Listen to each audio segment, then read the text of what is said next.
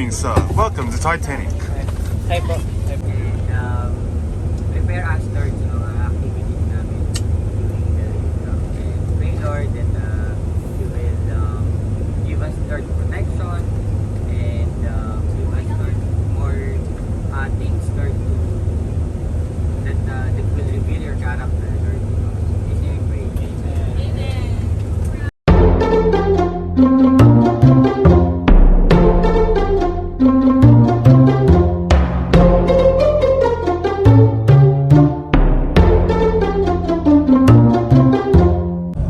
Alright, so now we're somewhere in Laguna.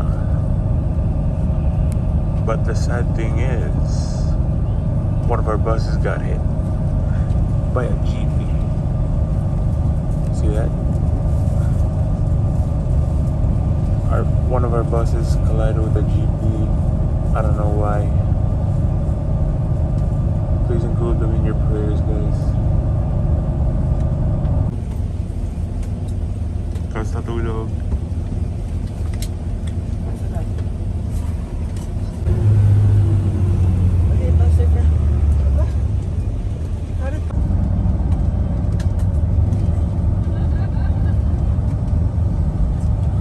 Okay guys, we have arrived at CCD. Pero hindi pa kami pwedeng gumala sa resort kasi wala pang check-in time, kaya kain muna. That's different way naman. Check out my food. Have you ever got like skit in the Sarap niya, no? Oh my gosh! Sa kuya kong nagbigay po nito, maraming salamat. Ang sarap po nito. That's why it Thank shakes you. your brain instead of the... Dapat kinara sa mega mall kami. Sa mega mall kami.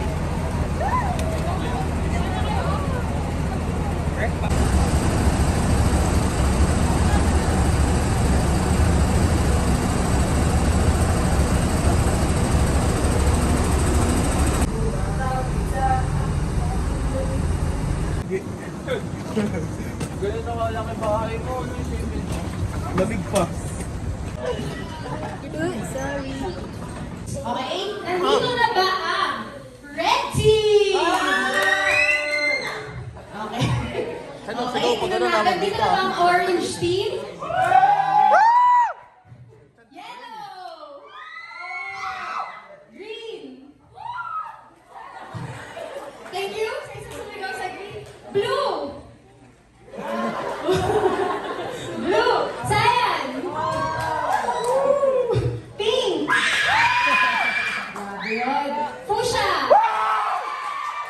Iba yung fuchsia. Kanina pa ako sa bus. Gray! Gray? Nandito ba kayo, Gray? Dito sila. Mag-warm up pa. Ano yung last? Brown! Okay. Welcome, guys. Welcome. Galing mo talaga, boss! Wala pa!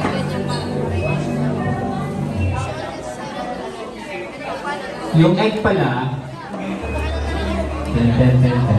eh mamaya pag nanghingi, should be visible, physical egg. Hindi pwedeng sabihin na nandun po sa ganito.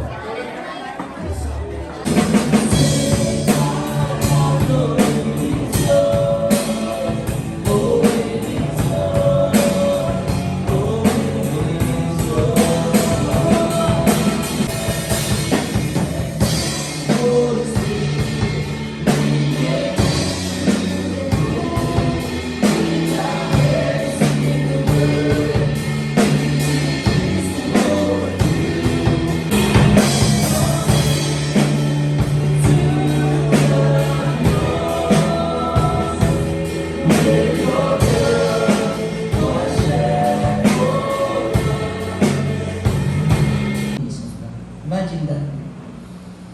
Paul talks about once we were weak, once we were sinners, and once we were enemies. And this is the sad part of this, no? It's a cycle. Yan. Dito siguro merong makaka-relate sa inyo. Akala nyo okay na kayo sa buhay, and then uulit. Akala nyo mananalo na kayo, and then uulit. Akala nyo pag may ginawa kayong mabuti, and then biglang may magre-remind sa inyo yung mga kasalanan nyo noon. For some reason, there's this cycle of weakness. There's this cycle of sin, and then there's this cycle of rebellion. It reminds me of one of the greatest stories in the Bible that is found in Luke chapter 15. It's the story of the prodigal son. Ayan. Let's talk about this for a while. I'd like to make this interactive. How many of you remember the story of the prodigal son? Raise your hand. Okay. I love you, Lord, for your mercy never fails me. All my days, I've been held in your hands.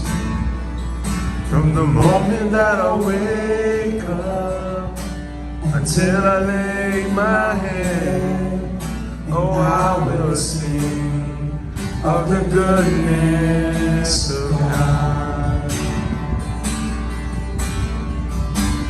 All my life you have been faithful.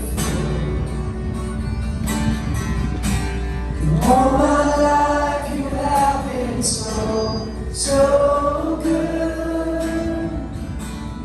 Every breath that I am able, oh, I will sing of the goodness of God. The gospel radically changes us to live for Jesus. But what does that look like? Alright? What does it look like to live out a life changed by the radical love of Christ? Is it by pag tapos na yung youth camp, balik ka sa campus mo, and you're preaching the gospel, you're preaching the love of Christ? Is that being radical for Christ? Yes, I do. Is it when you go back and then you get asked to share your testimony in church, on the big stage, in front of everyone? Is that being radical for Christ? I do believe so. Is it signing up for a mission trip? Maybe.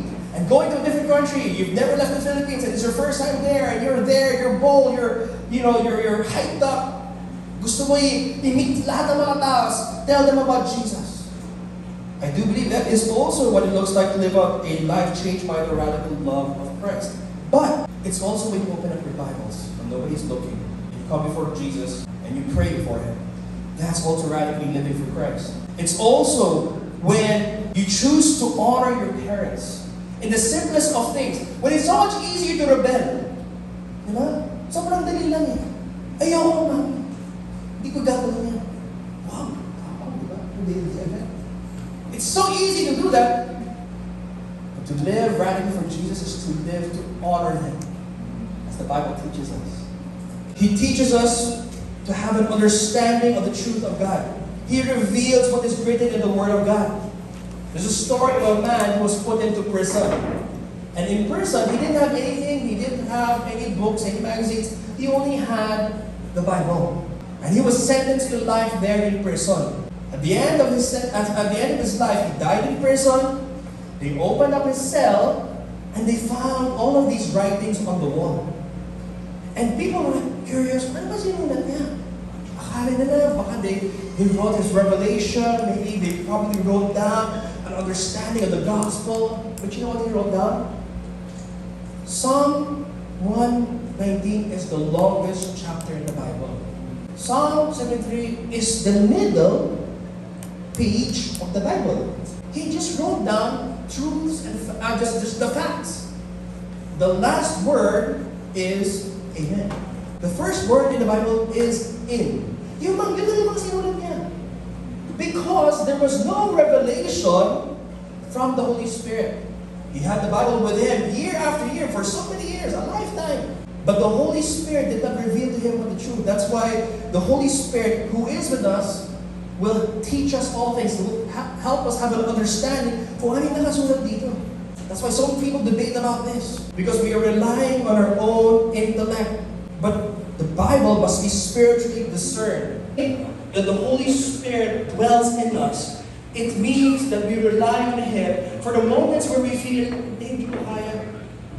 Where the moments where we feel burnt out, the moments where we feel, I don't think I can continue to live for Jesus. But it's only when we begin to dwell and align ourselves with the Spirit of God and say, Spirit of God, I know you're with me. Spirit of God, fill me up. Spirit of God, use me for your glory. Spirit of God, help me live a life for Jesus. That's when we begin to live a life that is getting poured out into the lives of others, where we get to share who we are, we get to share who Christ is, share His love, share His goodness. And it's not just about us, but it's sharing who Christ is to others, not on our own strength, not in what we already know, but because of the Holy Spirit who resides in us. We have Him to help us give more and more and more of ourselves, because it's not us. We're relying on His power, relying on His truth and His understanding. That's why we can continue to live for Jesus and live for others. Alright guys, so sessions 1 and 2 just got finished. Now we're all headed to the dining hall because it's now dinner time. And then later after dinner time, we're gonna have a 1 hour free time. And then we're gonna have a talent show after that. So right now I'm heading to the dining hall because I'm so hungry, dudes. Okay, I'll see you guys later. Alright, so the dining hall should just be right somewhere here.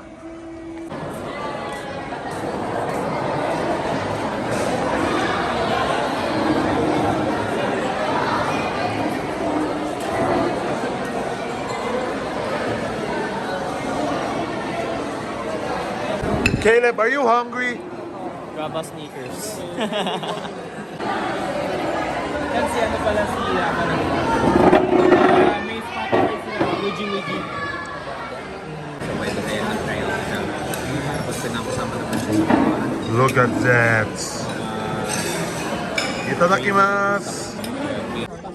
Gate night na to, pagbukas guys. Pero sana hindi kayo yung maging scores. Orange team. Pamigat kayo yun sa dalawang yan, oh. Ayan na. Papaluin ko ng Aqua Plus. Real? Okay. Uy, countdown naman tayo dyan. 10, 9, 8, 7, 6, 5, 4, 3, 2, 1. Hala, nasunog!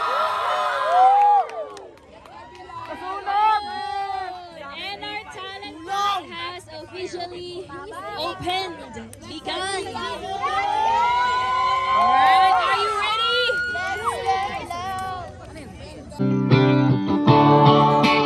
Inaayos ko ang iyong isip.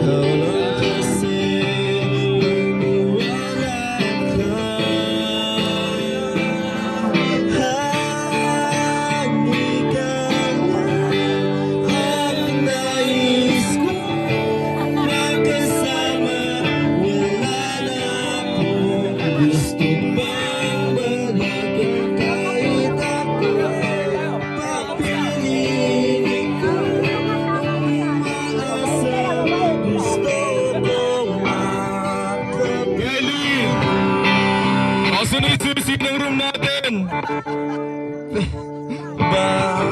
Bakit ganyan?